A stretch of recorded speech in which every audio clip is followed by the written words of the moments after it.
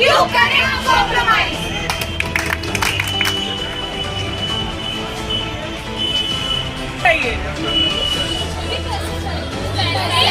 क्यों चाहिए तुझे पैसे? मुझे फोन चाहिए। मम्मी मुझे भी फोन चाहिए। फोन? क्यों चाहिए तुझे फोन? मुझे बाइक चाहिए। मम्मी मुझे भी बाइक चाहिए। बाइक? क्यों चाहिए तुझे बाइक? मुझे MBA पढ़ने अब्रॉड जाना है। मम्मी मुझे भी MBA पढ़ने अब्रॉड जाना है। अब्रॉड? क्यों जाना है तुझे अब्रॉड? देख बेटी, तू अब्रॉड जाएगी, 40 लाख का खर्चा होगा, फिर तू वहाँ पढ़ेगी, वापस आएगी, यहाँ तेरा रिश्ता कराया जाएगा, फिर तेरे दूल्हे को दहेज देना पड़ेगा। दहेज देना पड़ेगा। फिर तू ससुराल चली जाएगी। ससुराल चली जाएगी। इन सबसे अच्छा बेटी तू अभी शादी ही कर ले। शादी कर ले। तू ससुराल चली जा। ससुराल चली जा। और अपने पिता की दुआएं अपने साथ लेती जा।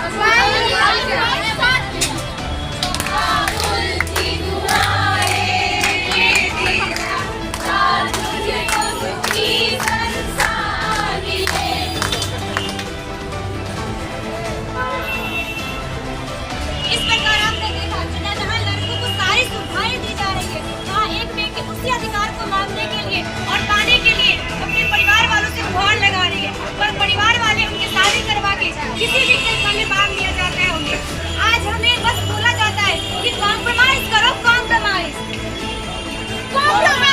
क्यों करें हम कॉम्प्रोमाइज?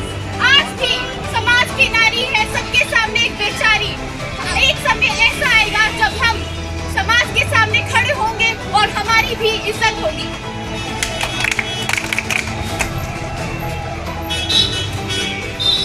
भारत देश में पहले से 5वीं कक्षा तक सभी को मुफ्त शिक्षा देने का अधिकार है और हमारे भारत में ऐसे भी लोग हैं, ऐसे भी माता पिता हैं जो अपने बच्चों को, अपने बेटियों को 5वीं तक भी नहीं दे पाते शिक्षा।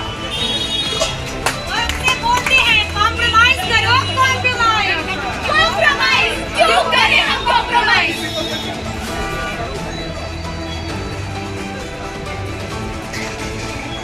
पता है सबको?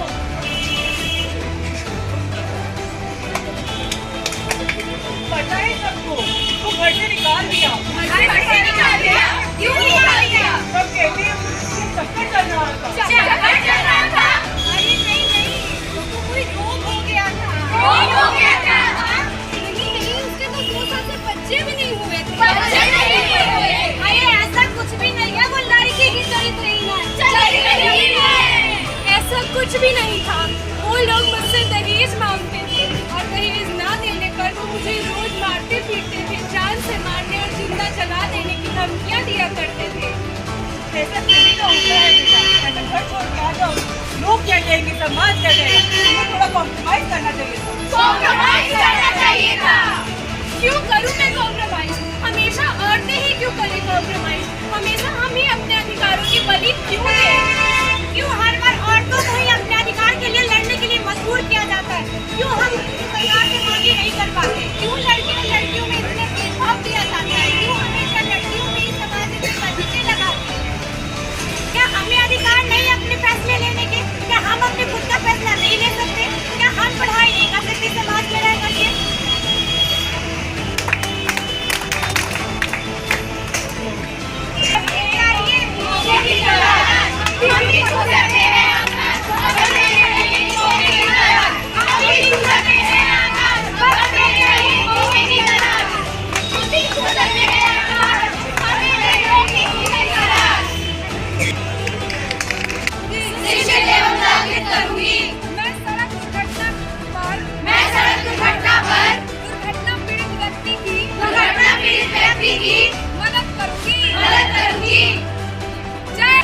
जी परिचय दीजिए अपना। मैं प्रोफेसर बिंदु लहरी, कॉलेज के कांग्रेस। आज किस तरह का प्रोग्राम आयोजित किया गया? यहाँ एडमिशंस का प्रोग्राम है कि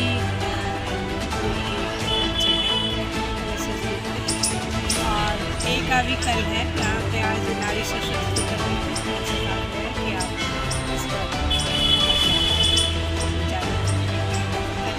7 दिवसीय प्रोग्राम चल रहा है, आज चौथा दिन है। आज किन किन प्रोग्राम को होना है और क्या क्या हुआ है? ये 7 दिवसीय प्रोग्राम है। हर एक दिन गवर्नमेंट की तरफ से एक प्रोग्राम निर्धारित किया गया है, जैसे वोट कैंपेन के तहत हुआ है, फिर नारी सशक्तिकरण के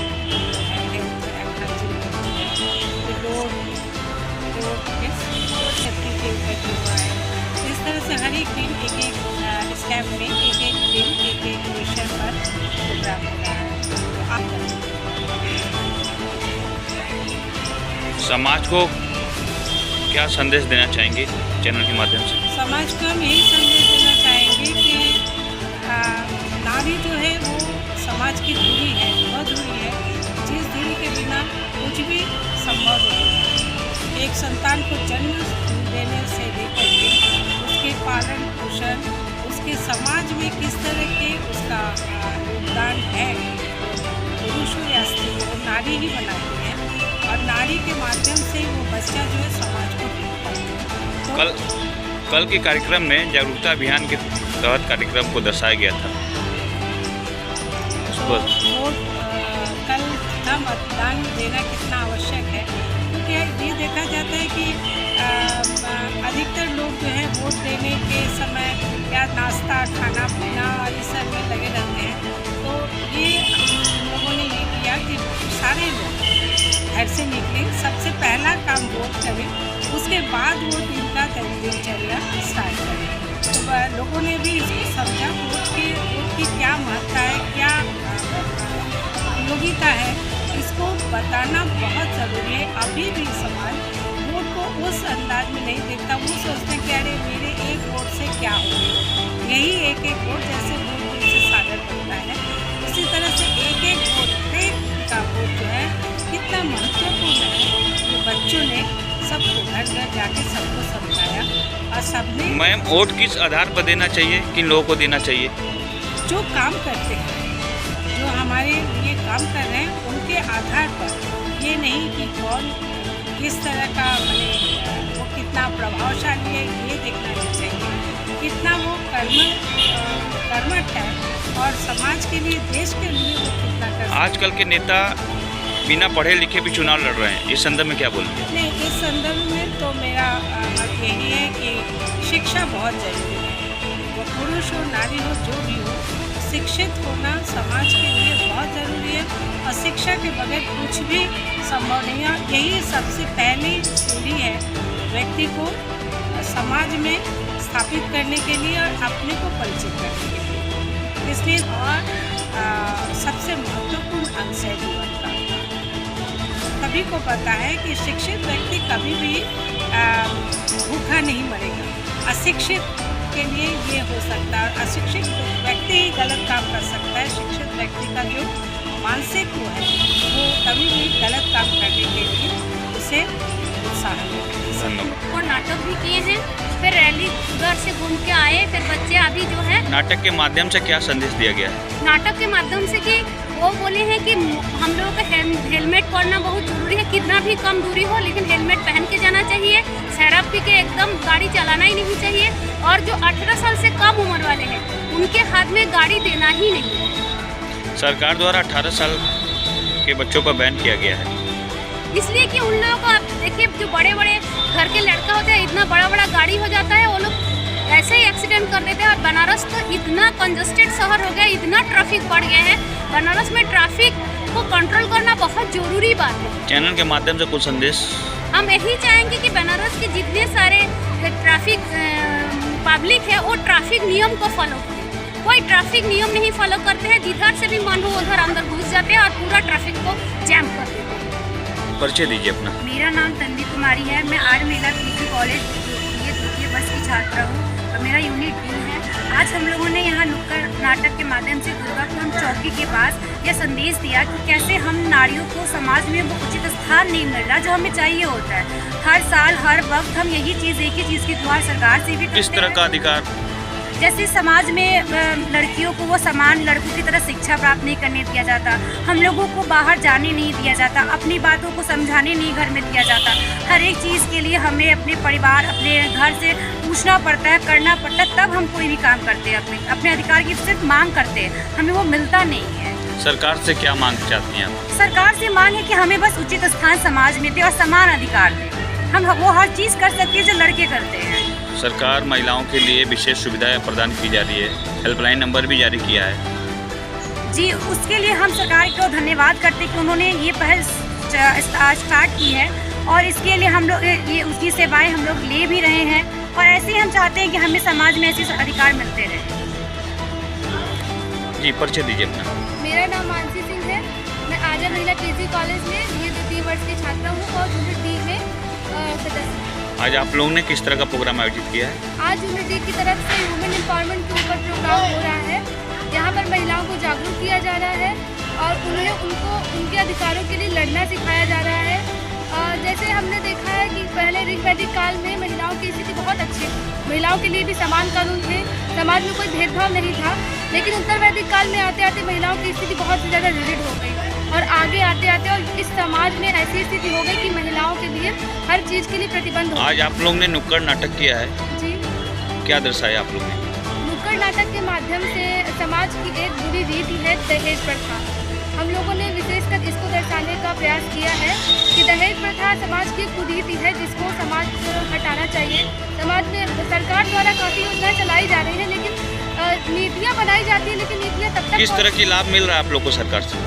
सरकार से हमें काफ़ी लाभ मिला हुआ है, जैसे वुमेन हेल्पलाइन नंबर हुई है और काफ़ी सीटें महिलाओं के लिए आरक्षित हुई हैं और महिलाओं के लिए जैसे पहले एयरपोर्ट में महिलाओं के लिए सीट वो नहीं था, अब एयरपोर्ट से महिलाओं को जाने दिया जा रहा है। सुरक्षा की दृष्टि से सरकार द्वारा एंटी रोमियो बिल लागू किया गया है, इस संदर्भ में कुछ बोलिए। एंटी रोमियो टीम जो है हमारी 1090 पर जब भी किसी महिला को किसी लड़के से या कभी भी कोई प्रॉब्लम होती है तो वो तुरंत 1090 पर कॉल कर सकती है। और भी कई नंबर्स जारी किए गए हैं, तो तुरंत महिलाओं की एंटी रोमियो टीम वहाँ पर पहुँचती है और उनकी हेल्प करती है। ठीक जी, परिचय दीजिए। मैं डॉक्टर ममता गुप्ता आर्य महिला पीजी कॉलेज के दर्शन शास्त्र विभाग से हूँ।